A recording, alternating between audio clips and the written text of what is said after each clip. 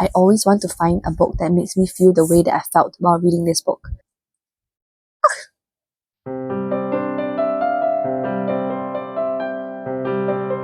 Okay, hi, welcome back to another video. So as you would have seen from the title and the thumbnail, today's video we are going to be talking about my best books of 2025. So I think the worst books should have gone up first. So if you have yet to see that, I'll link it up above for you. Upcoming videos will also be the stats video as well as every book I read in 2025. So this video is about the best books and I have about a total of 20 best books and 4 honorable mentions. Would have been good to make it 5, but I didn't want to force myself to add one for the sake of adding one, you know? So yeah, without further ado, let's just quickly talk about the books, starting with honorable mentions. Okay, and I also wanted to mention that for my honorable mentions and best books, the ratings, for example, one book that is an honorable mention has a rating of 4.25 stars, but my official best books list also have books that are 4 stars. The reason why that 4.25 is not on my best books, I will explain later. So and also why some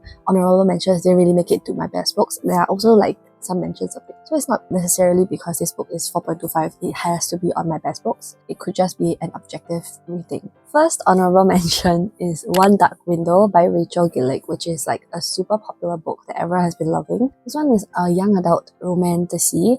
So in this world, right, you get infected by this thing called the mist, and then afterwards, more often than not, you will get some kind of special abilities. And also in this world, there are these things called Providence cards. There are a total of 12 of them, split into different kinds. So there's like a super rare one called the Nightmare card. I think there's only 1 or 2 of them, and as the rarity decreases, the number of cards there are in that category increases. So our female main character gets infected and she has been trying to conceal the fact that she has been infected. But afterwards, she gets entangled with the male main character and then their story further develops from there. And then she touched a nightmare card and afterwards, I don't know if this is spoilers, but the nightmare starts to talk to her in her mind. So yeah, it's a very interesting premise and I gave it 4 stars.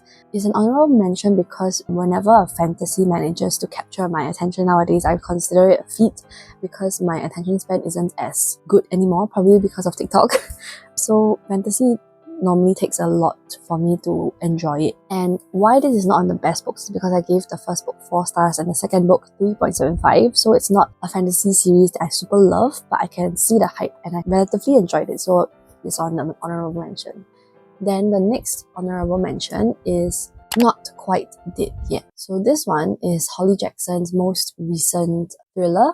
And this one, we follow our female main character who gets attacked. Somebody attacks her on Halloween night and then she wakes up and discovers that she has suffered a very serious head injury, so she will definitely die within a week due to an aneurysm, because when she was attacked there was a very small bone in her brain that kind of like broke, so it will lead to the aneurysm within a week. So they were asking her whether she wanted to go for surgery with like a less than I don't know how many percent chance that she will survive, or wait for a week and then she will definitely die. So she chose to delay her death because she was thinking that if the surgery failed, she would have died immediately, and she wanted to solve the mystery of her own murder before she died. And so then she teams up with her childhood friend called Billy to kind of figure out what happens, and then she discovers that the members of her family are acting quite strange.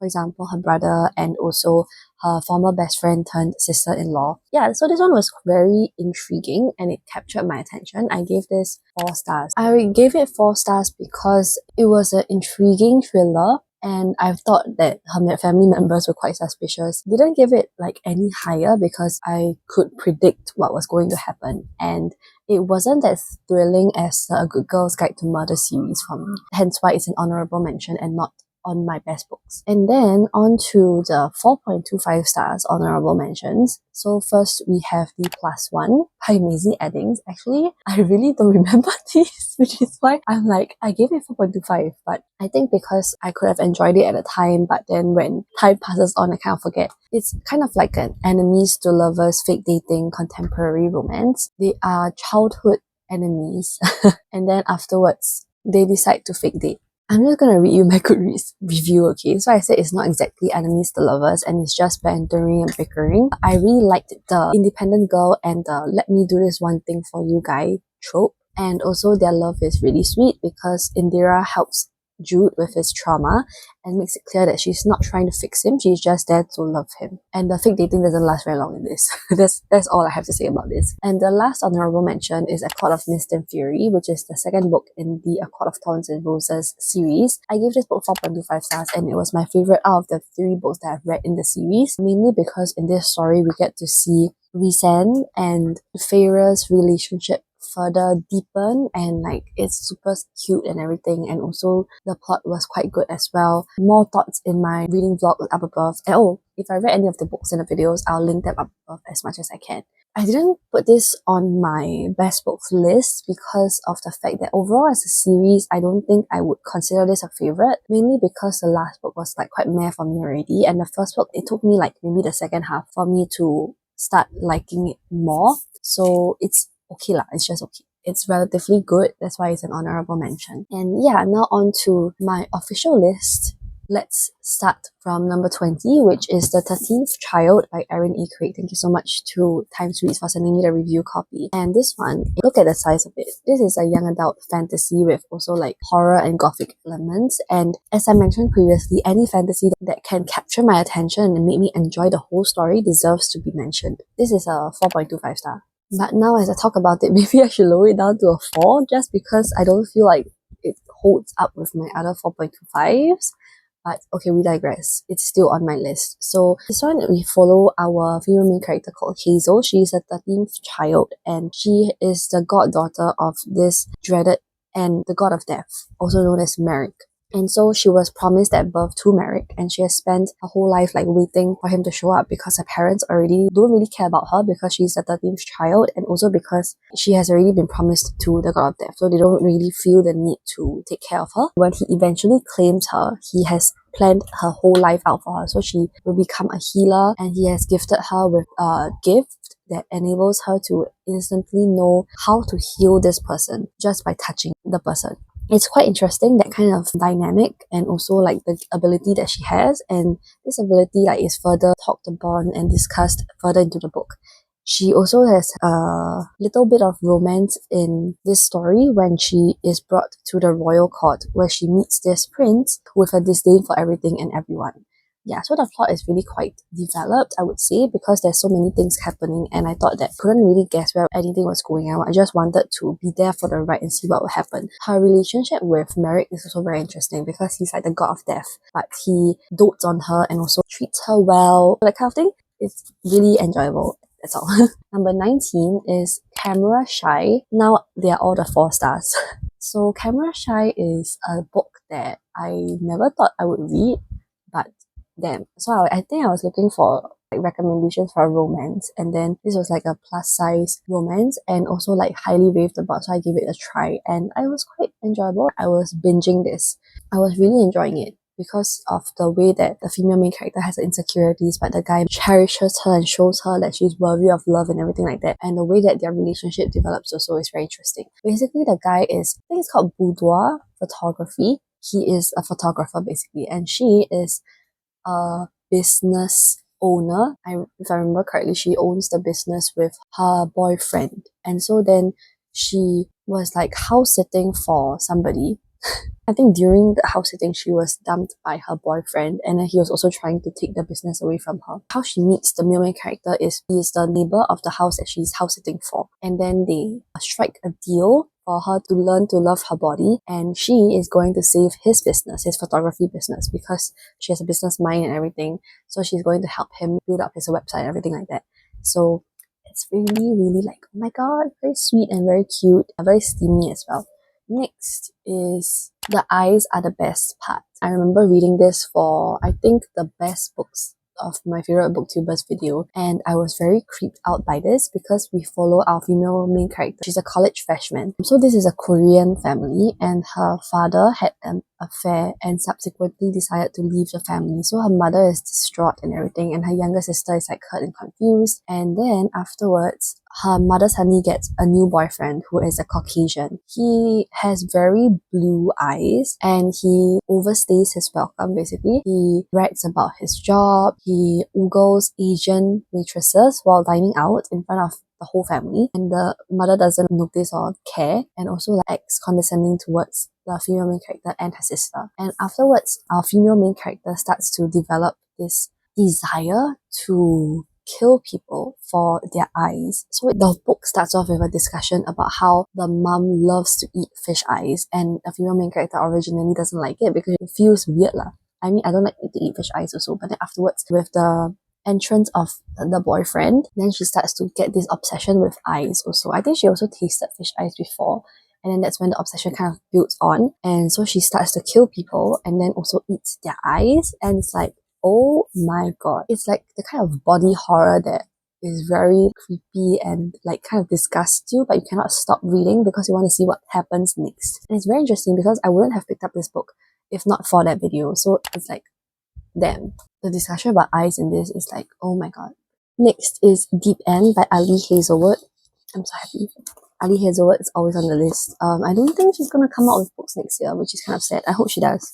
I always love Ali Hazelwood for like going into different genres. So for quite a while, she's been focusing on women in STEM, like scientists, that kind of thing. And then recently we had Bright, which was about a paranormal romance. And then now we have Deep End, which is between a diver and a swimmer.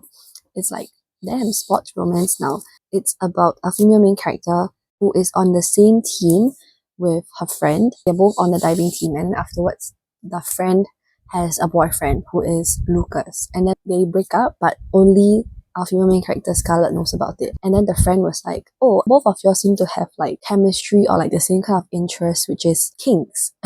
Which is like, then the friend was like, how about you all date each other, like you all try it out. And so they start this arrangement, but nobody else knows, so it's just between the three of them. Their relationship develops from there, so they have an arrangement to like explore each other's kinks. And it was supposed to be like a fling, but then their story developed from there. I gave it 4 because I wasn't really drawn in by the characters until maybe like the halfway mark, but then afterwards it started to really hit for me. And the second part was also, I really enjoyed the fact that we follow about her diving journey, because she actually had trauma after like having an injury from diving once, and so she's going through the PTSD and unpacking that with her therapist. And the main character always is there for her when she needs him, and also very sweet because he's like very, very whipped for Scarlett, and it's like super cute but also borderline like stalkery if he wasn't attractive in my opinion. So I landed on 4 stars. And also another thing was that I think a lot of people were expecting it to be very, very steamy because it's about exploring kinks and everything like that. It wasn't as steamy as they hoped for, but for me, I thought it was very steamy already, so I don't relate to that. But yeah, so 4 stars because of all the reasons that I mentioned. Not my favorite of Ali Hazelwood's, but it's still a good book and it's still on my best books for this year. Yeah. Okay, next book is Knives, Seasoning, and a Dash of Love. Also, thank you to Times Weeks for sending this over to me. And oh my gosh, I have never read a lot of cooking, culinary focused romances, and this is one of them. And we follow our male main character, Alexander, who is kind of like a Gordon Ramsay in the kitchen. Our female main character, I remember that she embellished her resume to get into his kitchen, and then they actually knew each other from culinary school previously. And afterwards, she's like working for him now. And it's like, oh my god. And then afterwards, we get to see how their relationship further develops from there. And also how he acts different around her. So he's like strict and everything to everybody else, but then when it's just both of them, he's very sweet. He's like a very acts of service guy. So for example, when she was on her period, he went to buy her tampons and everything, basically everything that she needed. And also I think there was a time when she was quite depressed. She was asking him to like leave her alone, and then he was saying that he won't leave her alone, he's like there for her, like whatever she needs, that kind of thing. And it's very cute.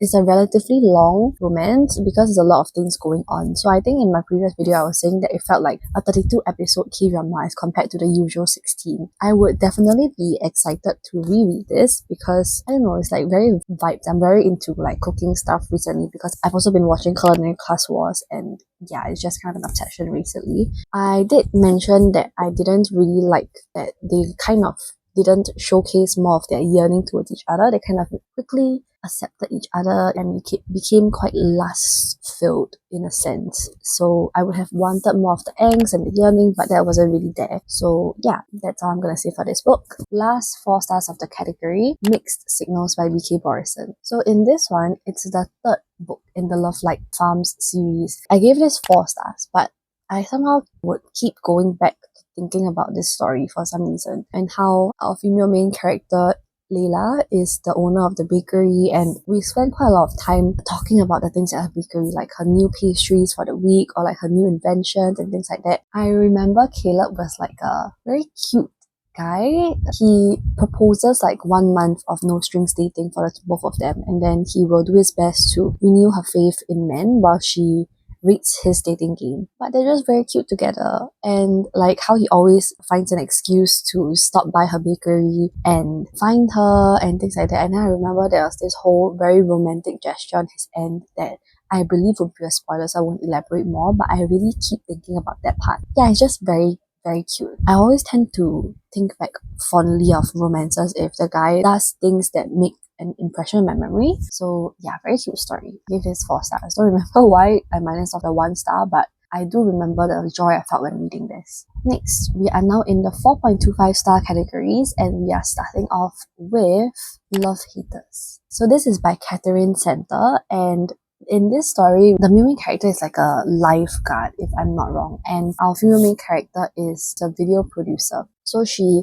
was asked by her co-worker to help take on this gig, basically, to profile the main character, who is a Coast Guard rescue swimmer. The problem is that she can't swim, and she needs to be able to learn how to swim for this job. And also she finds out that her co-worker is his brother, and like that's why he asked her to help to take on this job instead of him, because he doesn't want to take on a job that will highlight his brother's successes or something like that. Their relationship develops from there. She also meets his aunt, who is a very special character. She is like a retired baddie basically, because she owns like a boutique store. I think she owns more than that one store.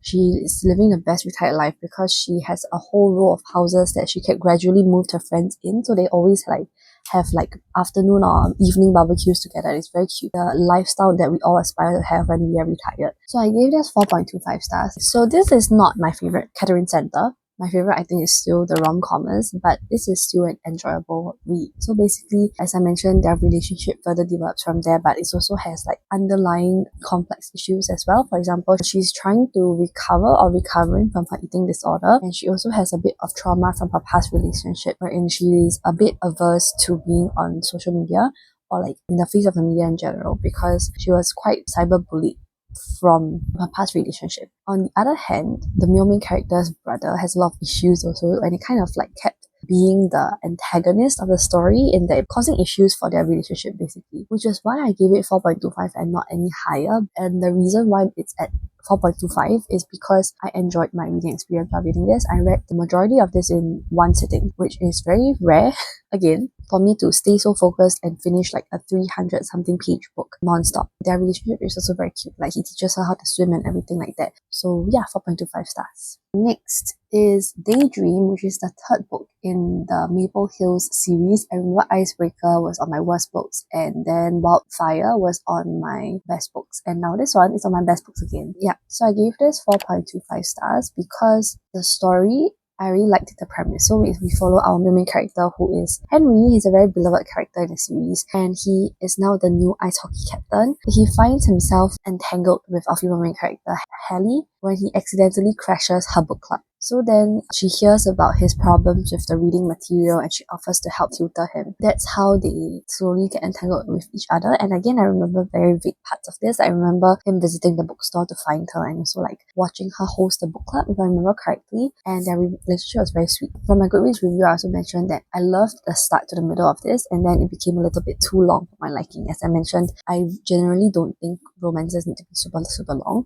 This one was like 448 pages. The slow burn was also good, but I felt like it could have been more. Like I need more of the angsty fluff that I love. One plus point is that I really love that they had a very mature romance and they communicated really well with each other. So no such issues of like miscommunication or misunderstandings that I don't like.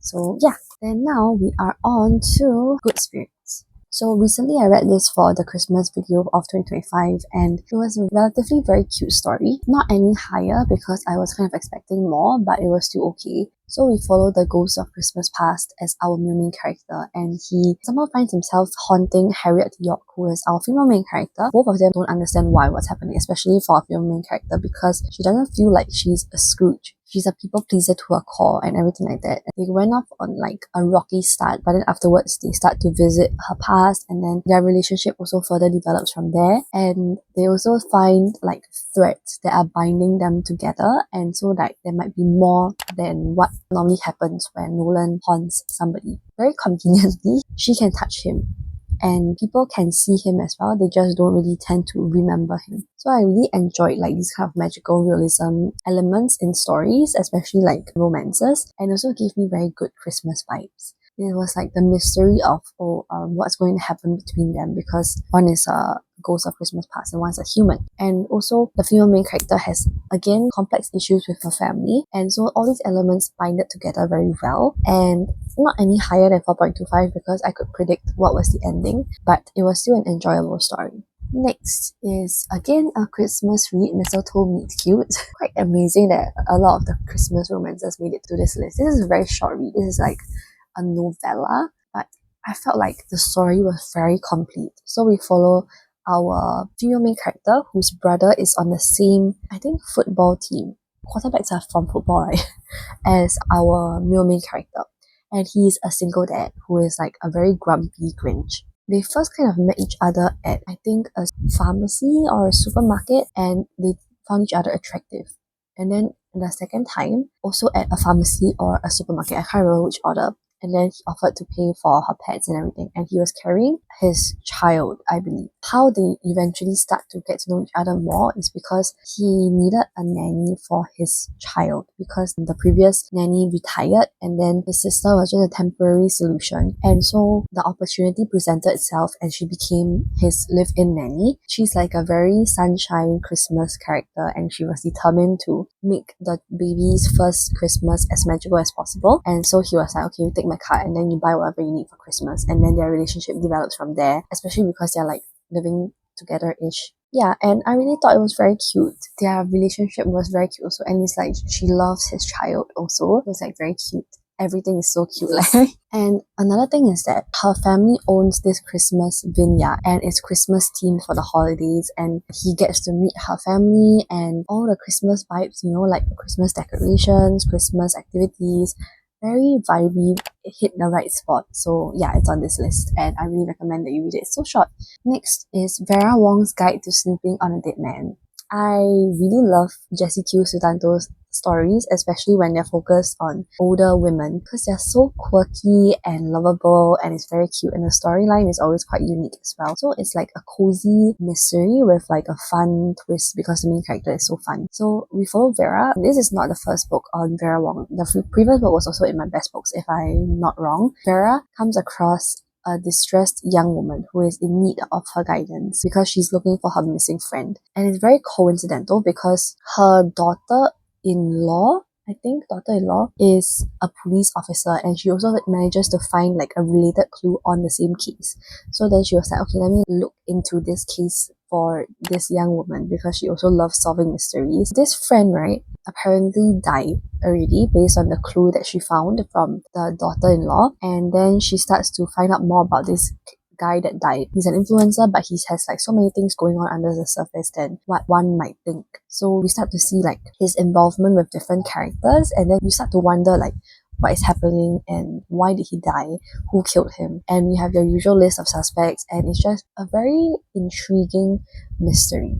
I preferred the first book more, but I really liked that this was a very quick and easy read, and I really loved how Vera managed to bring a group of strangers together and make them a community. So from the first book, they also come and visit Vera, and then they have like this whole cute gathering together. I thought it was very, very cute. Yeah, so this one had a lot of elements that worked for me. This book, this case, right, it feels a bit more complex and deeper. That's just about it. Okay, last 4.25 book is Lizzie Blake's Best Mistake. So, oh my god, this author, both books are on my best books this year. that's quite amazing. So basically this book, right, I keep coming back and thinking about this story, similar with Mixed Signals. So this one, right, our female main character, she has ADHD and she kind of makes a lot of mistakes, like perpetually being late to work, kitchen fires, that kind of thing. And she made so many mistakes such that she got let go from her old job at a bakery. And that's when she decides to have a two-night stand.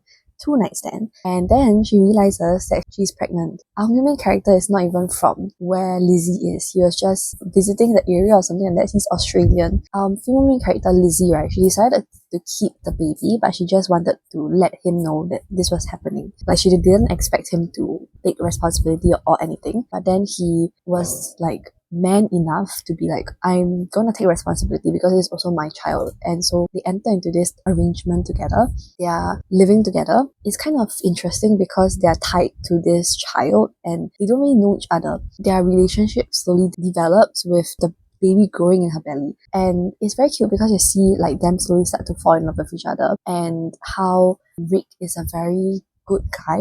He moved himself from Australia to where Lizzie was, and then he also like tried to accommodate as much to her requests or her needs as much as possible, which is like, what a selfless guy, you know? And he also took up the responsibility of wanting to care for the baby together. And I think at first they were just going to be like co-parents but not partners, but then slowly their relationship develops. And I really liked this story, like it really stayed with me. So I'm starting to think, maybe is it I like accidental pregnancy trope? Because I really like Out on the Limb also.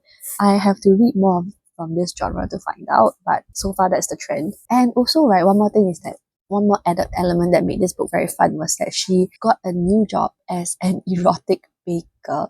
So she's like on the surface a normal baker, right? But the owner also has like these attempts at erotic baking. So her treats will be like suggestive treats, and she really like loves the idea, and so she gets very creative with it. And it's nice to see that she's slowly like finding a career that she can flourish in, and it's kind of like a dream also, right, for myself as well. So yeah, I really enjoyed this. Not sure why I didn't give it higher than 4.25. Not sure. I love this though. Okay, then now we are at the 4.5 category. So we are starting off with The Lantern of Lost Memories. So this is a really short read, and I really love Japanese translated fiction which are like stories that like really are heartwarming. So basically the concept of this story is that when you die, you arrive at this Mr. Hirasaki's photo studio, and you get to see all the photos that represent like snapshots of your life, and you have to choose a certain number of photos that will fit into this lantern. And so when you see this lantern, it will be kind of like a snapshot or like a flashback of your life. And if there are particular photos that are kind of faded, because the more you treasure a memory, the more faded the photo will be, you have the opportunity to go back to that point in time and take another photo. So it reminds me of Before the Coffee Gets Cold, because you meet different characters and see how their lives how they have lived their life basically, and what is the memory that they cherish the most. And our Mr. Hirasaki also has a story to him as well, and I really liked reading about it. So my only gripe was that it was too short. I really enjoyed it. I really enjoyed all the short stories in this, and I really wanted to spend more time with each character. It can totally be a series, and I would love to read more about it. So yeah, next is We Used to Live Here, which is a horror. And my Goodreads review was just, what in the mindfuck? I think I vaguely remember this. So this is basically a story about how a female main character, like somebody knocks on her door, like this new house that she just moved into, and then she opens the door to find this family, one son and one daughter.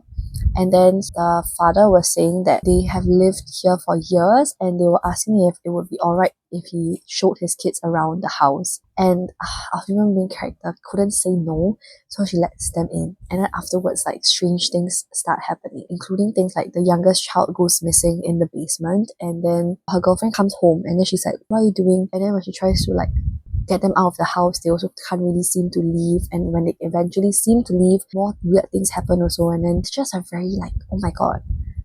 Yeah, like really, it takes you on a journey where afterwards you're like, oh, what the heck, what just happened? It's a bit difficult to wrap your mind around it, but I really enjoyed it. Yeah, so I gave this 4.5 stars. Minus the 0.5 because of the fact that this wouldn't have happened if our female main character just refused to let them into the house, and also the fact that I was a bit too dumb to kind of understand the mindfuckness of this, but I really enjoyed it, and it was very like creepy also. Like, oh my god, yes, I really love it when horror creeps me out, and I couldn't read this at night at all because I was so scared. There were a few scenes where I was like getting goosebumps, and I can still remember them also.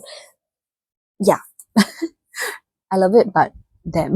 Next, Elven Days of Christmas, another Christmas read, and this one is apparently very underrated because there's only 2,548 ratings on Goodreads. Like, hello, please read this. It's so good. So basically, this is a fantasy. So we follow our male main character who is a half elf, and he kind of gets entangled with our female main character because she chopped down an old tree, like 700 years old or 7,000, I can't remember the numbers, but it's just an old tree for her Christmas tree. When he was trying to get it back from her, she refused, and they get spotted by her family because her family relatives came over to stay for Christmas, and then they were like, oh, you finally brought a man home for Christmas, and then he immediately was like, yes, I'm the boyfriend, and then they start to fake date. So she agreed to give back the tree after 12 days because it was 12 days until Christmas. So then they're fake dating, and then afterwards he slowly starts to see like the family dynamics and gets to know our female main character more as well, and their feelings start to develop.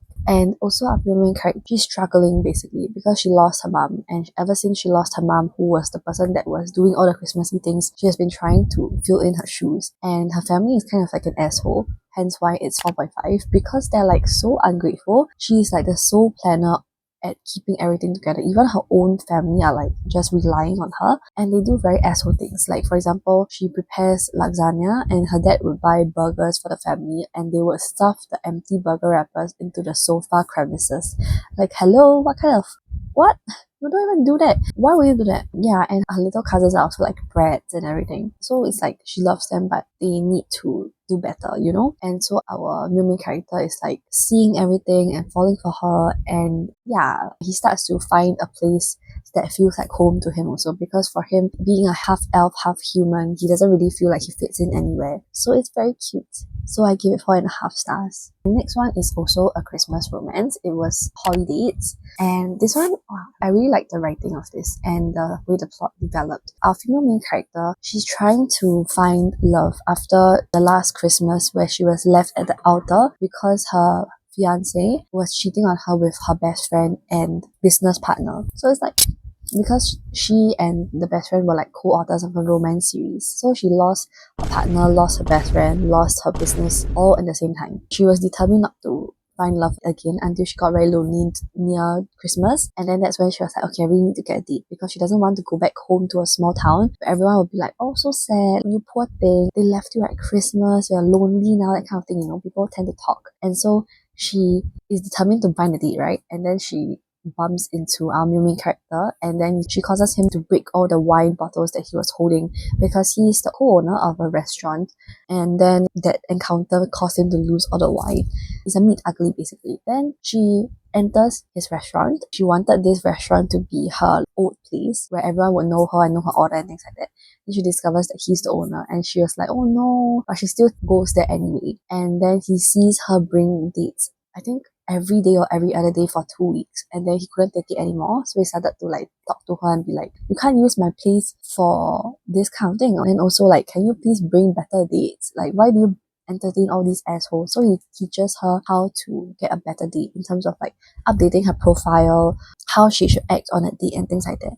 And basically he's her dating coach. Then afterwards, when she eventually helps her find a good date, he then realizes that he actually likes her. So then the story is complicated then. But yeah, I really liked it, and I really enjoyed my reading journey with this book, basically. Yeah. And then there's also the part about how she needed a date for Christmas, right? And then he ends up being the fake date.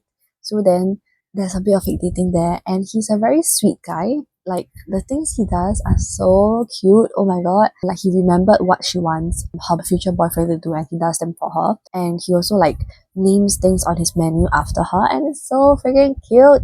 I'm just very green flag fictional men. I think I only had like very minor issues with this book, hence why I deducted the 0.5. For example, like there are a few grammar mistakes, and then I can't remember everything else. I think there was like a weird catfishing element in here that I felt like we shouldn't have had that. But it's very minor, so I really did enjoy this book, and I would really recommend you to read it, especially during Christmas time. This is very festive. Next, Witch's Guide to Magical Innkeeping. This author wrote other very popular book as well, also cozy fantasy, which was The Very Secret Society of Irregular Witches. This one is a different story, but it follows a witch as well. So our female main character, she was one of the most powerful witches in Britain until she resurrected her aunt from the dead, and afterwards, as punishment from that spell, she lost most of her magic and she was expelled from the community after they found out that she used this forbidden spell. So she's living out the rest of her days in this cottage, this inn that she's helping her aunt to run. And also there is a boneless chicken in this, because while resurrecting her aunt, some of the magic accidentally seeped over, so the chicken is alive but it's boneless. No. What am I talking about? It's just bones. It's not boneless chicken. Oh my god. It's, yeah. So you just have a skeletal chicken running around. Then she also has a friend who's a talking fox. And it's like so cute. I really like all the different characters in this story. She learns about this old spell book that can possibly help her restore her power. So she turns to Luke Larson, who is a historian and who knew of her story, and to help unlock the book's mysteries. So he turned up at the inn unexpectedly one day, and that's how they got entangled with each other. He wasn't planning to help, but then she melted his icy exterior, and then yeah, they're like very cute. I really loved all the elements of this story. It's very cozy, very whimsical. I really liked all the characters. Yeah, it's a very comforting story. So I gave this 4.5 stars. After they find the spell, they also have to find the ingredients for the spell. So it's kind of like a riddle / mystery, which I also really enjoy. Talking about it again, I don't know whether I should up my rating, but I don't know whether I will also still hold this love for it after a few months. So I don't know. But anyway, it's still on the list, and I really enjoyed it and really recommend you to read it as well. Next is the last 4.5. I have the book here. What you're looking for is in the library. I waited so long. I held off so long on reading this because I was very scared that I wouldn't enjoy it, because I was anticipating it for so long, and I really enjoyed it. Again, the thing with Japanese translated fiction, these kind of stories, we follow different characters and they all have their different backstories. So they come across this community library, and then when they enter the library, they see this librarian over there and they ask her for book recommendations. She will then give the book recommendation along with something that she felted. Is it called felted? She'll give them a felt thing that somehow relates to their issue very magically. And the concept of a librarian helping you fix your problems in life is so cute to me. The concept is amazing. Yeah, and then you see that all the different characters that we meet, they have a very different age range, different genders, different occupations, things like that. And I really liked it because you can see different perspectives. Yeah, I really enjoyed myself reading this. I remember the only reason why I didn't give it the full 5 was because they kept describing the librarian as very big and large, even though there wasn't a need to. So apparently it's like a cultural thing in Japan. These things just get mentioned, but apparently it's normal, but I don't really like the way that was in the book. Yeah. So again, 4.5 stars, but I really enjoyed it. So please read it. I really enjoyed it. I think it'll be a book that I would like to reread once I forget everything that happened. Now we are on to our 4.75s, also technically rounded up to 5 on Goodreads. So first is Business Casual, the 4th book in the Love Light series. So romance authors, good job. I remember I really enjoyed myself. I cried while reading this book. I don't normally cry while reading books at all. It might be because my period was coming, but this book. Okay, so basically, our female main character, she is a tattoo artist. So she opens up a new tattoo studio in the town. Then our male main character is Charlie, and he is like an investment banker, and she's very distracted every time he's around. So she wants to get him out of her system, and so she proposes for them to have a one-night stand together. But then afterwards their chemistry just explodes. I can't really tell you much, but oh my god, the main character again is so green flag. He's like a golden retriever who just wants to be wanted. I quoted, "I've never been someone's first choice." And then she replies him by saying, "You're mine." Okay, the reason why I cried was because it's like spoilers, okay, spoilers, but the reason why I cried is because Charlie is like a very sweet guy and he just wants to be wanted. He's never been wanted in his life. He kept himself in New York, but he kept coming back to the town. But he has never dared to settle down in the town because he doesn't feel like he belongs there. And at the end, right, he was propositioned to by his friends who made like a whole PowerPoint presentation convincing him on the reasons why he should stay in the town. And it's like,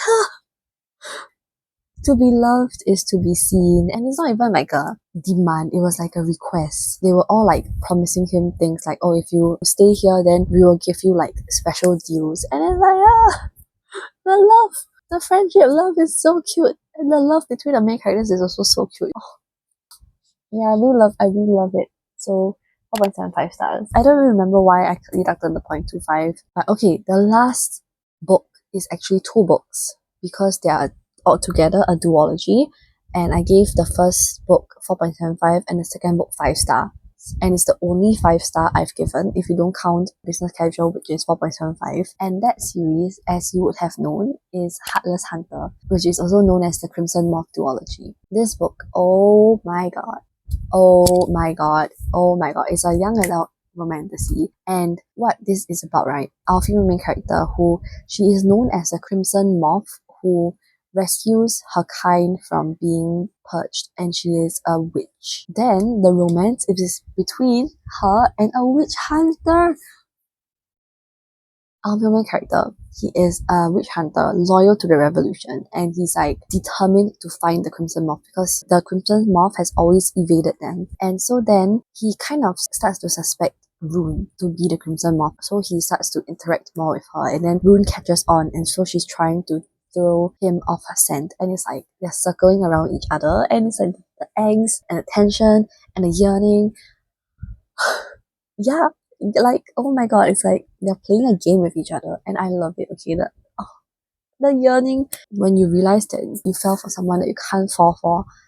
Oh my god, oh my god. It reminded me of my younger self when I used to read so many fantasies, and it really reminded me why I like reading fantasies. I was sucked into the world, sucked into the system, sucked into the characters. I liked both the characters and the plot of this, which is like, oh my god. And then normally for duologies, I always only like the first book more than the second book, but this one I liked the second book more than the first book. Okay, I don't know if you saw the reading vlog where I was yapping and like gushing over the book, right? I'll try to insert a clip if I can. I loved the second book a lot because the pining and everything just intensified, and then they're still on different sides, like what can we do to resolve this problem? It's still there, and the yearning between both of them is, oh my god, they're like, why am I attracted to you? I cannot be attracted to you. Oh my god. That's how I felt about the book, okay?